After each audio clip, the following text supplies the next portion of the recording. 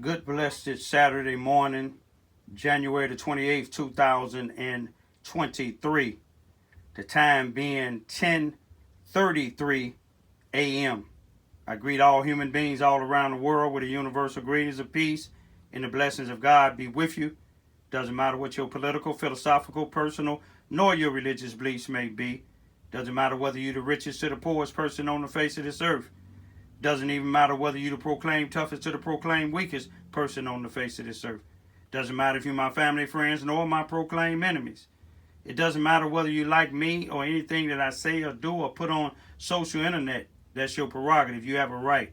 You have a first, fifth, 14th, and so on amendments to the United States Constitution to say and do as you please, as long as it's in a peaceful and mild manner. What I want to talk about today is double standards with the NAACP, national chapter on down. If the shoe fit, wear it. In the middle is Derrick Johnson, the NAACP national president. Derrick Johnson oversees 2+ million NAACP members. 2+ million NAACP members. He oversees 50 state conference presidents. If you don't know what state conference presidents is, each state, which we have 50 states here in the United States, each state has a state conference president that oversees every NAACP member in every chapter president in their particular state. He also oversees 2,200 NAACP presidents. There's 2,200 local presidents or local chapters in the United States. So he oversees all of those. Let me tell you something about Derrick Johnson. You don't want to believe everything he said. You want to Google him up. When he was the state conference president in Mississippi. Then you want to see what he stood up for. A couple of individuals that was hung, I believe, in the jails. He got involved, asking that the FBI and the Department of Justice and other law enforcement officials to look into it. That's when he was the state conference president in the state of Mississippi. Now he oversees all of this here. I want you to look to your left and the right of him. To the left is my son, Brian Lamont Johns. To the right is my son, Brian Lamont Johns. Brian Lamont Johns, 680 days ago, was found hung, lynched in Carbondale, Illinois on Friday, March the 19th, 2021. It was a mysterious hanging. The police said it was suicide. I went down 5 days later after I found out that he was found hung. And immediately I contacted the NAACP president in that particular area, Linda Flowers. And that was on March the 24th, 2021. I want you to see something close up. You notice I'm a member of the NAACP. My chapter number is 4999 branch at large.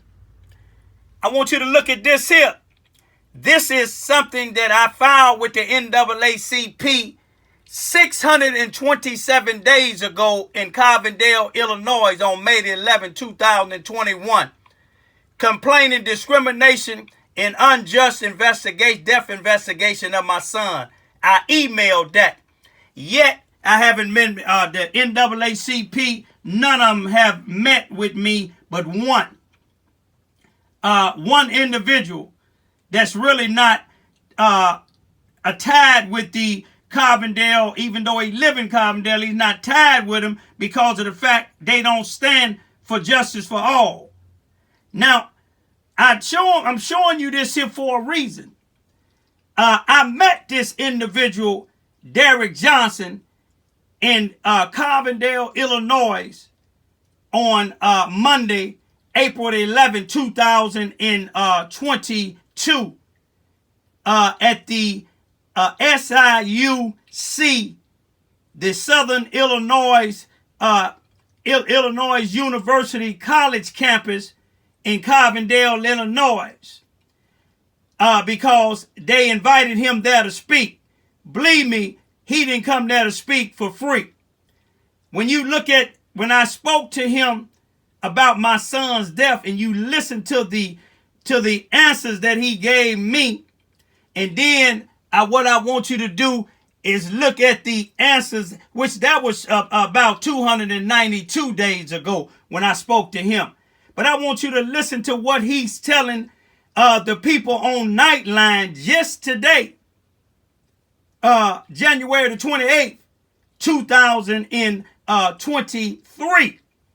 292 days later, he on Nightline speaking about Tyree Nichols' death.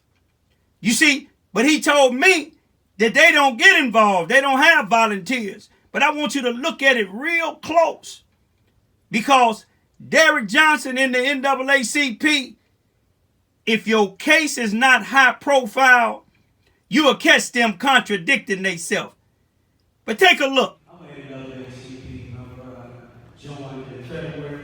Me and my 15 and 16-year-old daughters. I was born and raised in Chicago, Illinois, in the Green in the 1950s to the 1976. Moved down to Charleston, Missouri, which is about an hour away from here, in 1996 to help my grandmother. She's an NAACP member. But my question is to you, my 16-year-old, she was discouraged not to come because we've been fighting battles, and one or two of them is what she was speaking about, the anti-lynching bill. And I seen one of the senators that was holding it up, I think in 2020, I forgot his name, and his reason for holding it up was solely because in the bill they was mentioning abrasions and cuts, and he didn't feel that should be a part of the lynching. But my thing is asking you a question concerning the lynching and the corruption in police making false police reports. And the reason why I'm asking that is because some of you all here probably have heard of it, but I know you probably haven't, and most of the other people haven't because they've never been in the news. On March 19, 2021, my 45-year-old son was found hung here in Carbondale, Illinois. Me and my daughters have been protesting along with a few other blacks and whites. One NAACP member that's been helping us. And I filed a report, a complaint with the NAACP here in Carbondale, Illinois, via email, May 11, 2021. A month later, I hadn't heard nothing. Me and the one other black NAACP member that lives here sent an email to the president and the chair of the criminal department, and I asked, my very question was asking, what's the status and did you get it? And they said it was on hold. The police department, there's no question of doubt. My son was homeless. That's one thing that was against him. He was black, he was on drugs, and he'd been in prison. You see, I asked the Southern newspaper, can they hear my son's side of the story? Because I got the Freedom of Information Act, about over 1,000 pages, but they're trying to make it seem like it's suicide. I worked on the Hammerlands in the 1980s when Harold in Chicago, when Harold Washington was the mayor. And I know if I came on the scene of somebody hanging from a third floor in a belt and money balled up in their hand, and you can see a hand like this here in the nose like this here. Take the rigor mortis about an hour to set in. The last place to set in is in hands and feet. Ain't no way my son hung himself. And I haven't got a response there. I talked to him about living in Missouri. I talked to the Missouri State Conference president, NAACP chapel, which I know personally because in 2017 I went down to St. Louis with him to help free this one brother that they was going to execute for killing a white female, but they found out that he didn't do it. His DNA wasn't on that. But I met him. I sent him the pictures of the hand and everything. He looked over it and he said he was going to send it to the Illinois State Conference president. I ain't heard nothing yet, but my daughters never get discouraged. They said, why are we getting NAACP numbers? The branch number that they put on my card is $49.99. But this is my question. How do we show whether police they false? I know they falsify. There's too much stuff in there. If money balled up in his hand, you a doctor, there's a lot of other doctors in there. You come on the scene, money is CSI there, money balled up in his hand. If you pry his hand open and take the money out, do you put it in an evidence bag or do you put it in a body bag? Common sense, you put it in an evidence bag. They put it in a body bag. So let me just say the last thing I'm going to say. My son's left hand was cut to the tendons. Now, if he was dead and cut to the tendons, we ain't going to see a lot of blood. I worked on that. I ain't no doctor, but if he was cut and on one drop of blood on his shoe, one drop of blood on his pants, one drop of blood here, no shirts on, a white female on the third floor in another building claims she found his shirt, took them in our house, claims she found his mask on the second floor, claims she found the axe outside, another white female claims she found his wallet 2 days later, 4 blocks down, another white female got his food stamp card, spending it 39 days after he did, and the prosecuting attorney asked me, what you want me to do? Arrest and prosecute. I had a minister from, a well-known minister from Marion and one from Florida go down there with me to talk to this prosecutor. He told me, he gave me a pen and paper, write down who you think killed your son, and tell me who it is. But my thing is to you, how do me and my daughters get help? We ain't gonna give up on the NAACP, but we haven't had any help here. And there's other people, white and black, that know my son didn't kill himself, said the police had him wired up, snitching on people. That's why his church was off. You see what I'm saying? He had 3 broken fractured ribs. So let me jump in. Yes, sir. First of all, I feel bad for you. That's a tragedy. Absolute tragedy. Secondly, the local branch, this is not what they do. They don't investigate these type of cases. They're volunteers. Thirdly, when you run across these scenarios, oftentimes the support you can provide families is referred to lawyers that you've been hired to help with navigate the system. But your individual case is a horrific as you're describing it. We don't have the capacity nor the time to focus to. You don't even have to finish. You don't have to. No, I don't even. I appreciate it. I just wanted to hear. That's all I wanted to hear.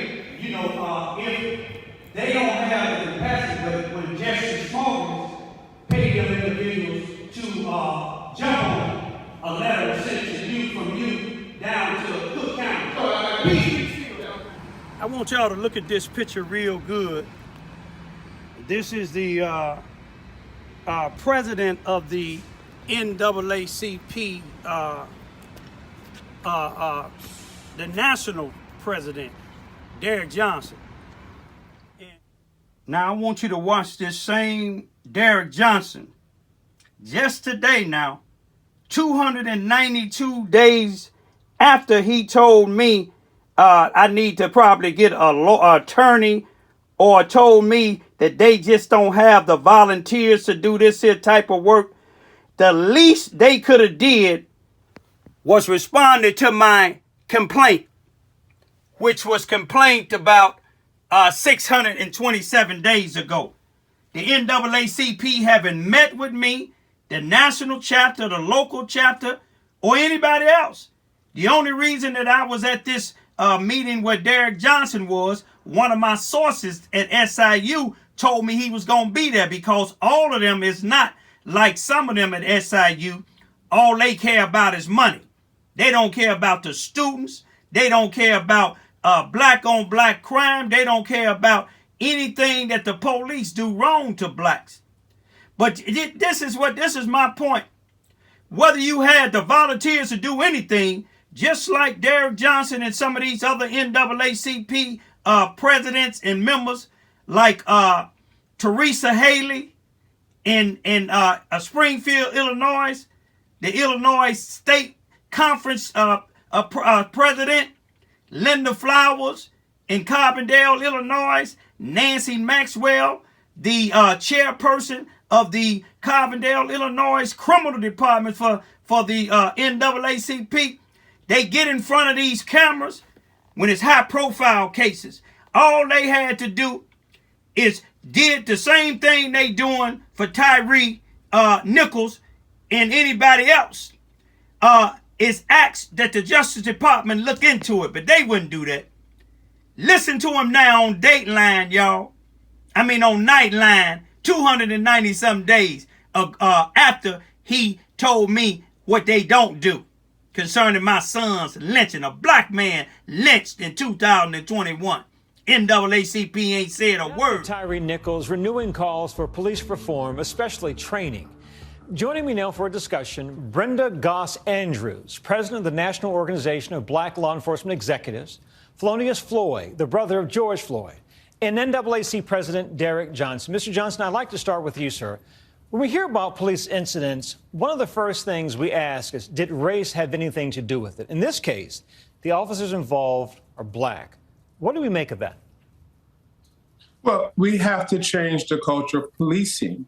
We have long known that it's been a problem with police behavior in the black community, and that's regardless of one's race. And until police officers are held accountable, there's a national standard. We implement a database of police misconduct. We're going to continue to have bad actors across the racial spectrum who commit these type of heinous acts against African Americans and other poor communities. Thelonious, when I saw this videotape today, one of my first thoughts was about you and your family. The case of your brother, George Floyd, is seen for many as a game changer in that officers involved in his death were charged and convicted. In Tyree's case, we saw the officers get fired and charged all within a few weeks. Do you think this is the beginning of a change in how authorities react to these incidents? I'm hoping that it's a change to how they react.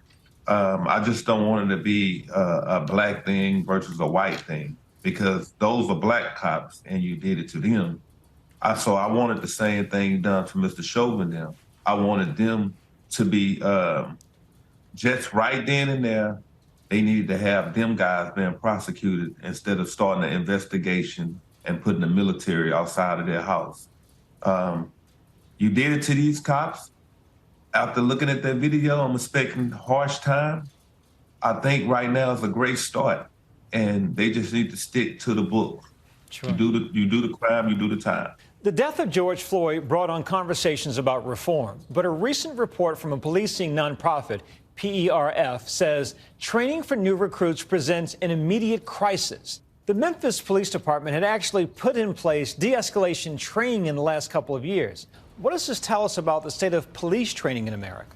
We have a hyper-masculine police force. It's male-dominated, and we know that.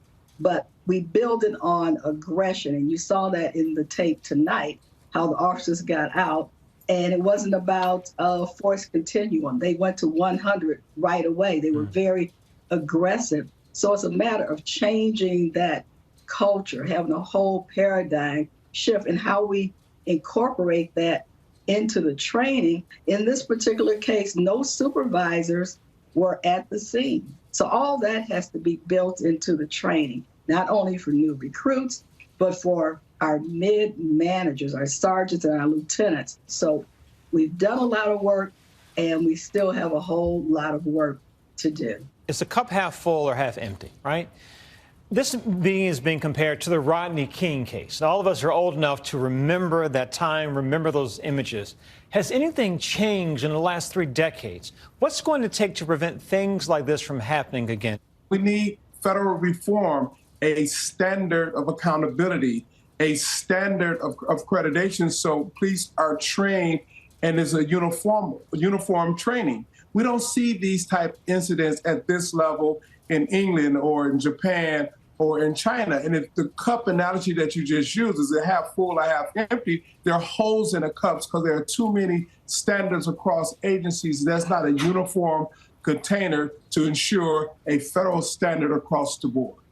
Brenda Goss Andrews, Thelonious Floyd, and Derek Johnson, thank you so much. Thank you. Thank you. In my conclusion, I just want y'all to look at a few things. What Derek Johnson told me 627 days ago. I want you to take a good look at my status with the NAACP. Active and paid up member. My 16 and 17 daughters are too. Not only am I a member, but I made a complaint via email. That was, I believe, it was 627 days ago. It was 292 days ago when I spoke to this man, Derek Johnson. And you seen what he told me. Now, what I'm wondering is, when him, Derek Johnson, and some of these other NAACP individuals get out here and march for the George Floyd and anybody else, Breonna Taylor, which, you know, I'm for it. But did any of them file a complaint with the NAACP like I did over 627 days ago and haven't got a response yet?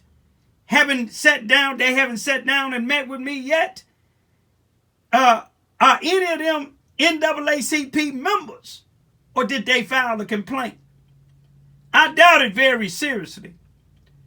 You see what Derek Johnson stand for. If he stand for it in the NAACP state conference presidents, all 50 of them, the 2+ million members, and the 2,200 local chapter presidents, if they stand for what he stand for, all of them that know about the death of my son, and ain't now one of them suggested, with the exception of the Missouri State Conference President Nimrod Chappell, sent a letter or email in evidence to the Illinois State Conference President Teresa Haley and to the FBI in Illinois because he was concerned about my son lynching in the unanswered questions.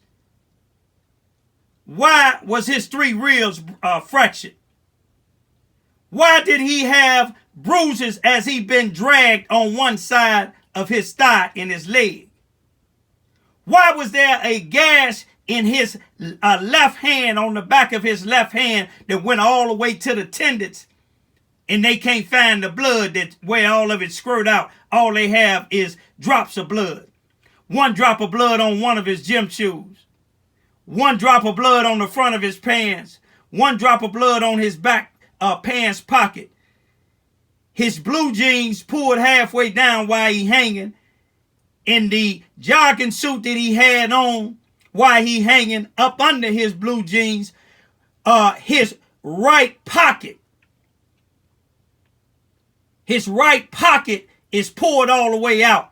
Money balled up in his hand that the crime scene investigator, the CSI lady, the so-called deputy coroner, did none of them take pictures of them taking that money out of my son's hand, nor did they document where they got that money from. The money was put in a body bag, not in the crime, the evidence bag.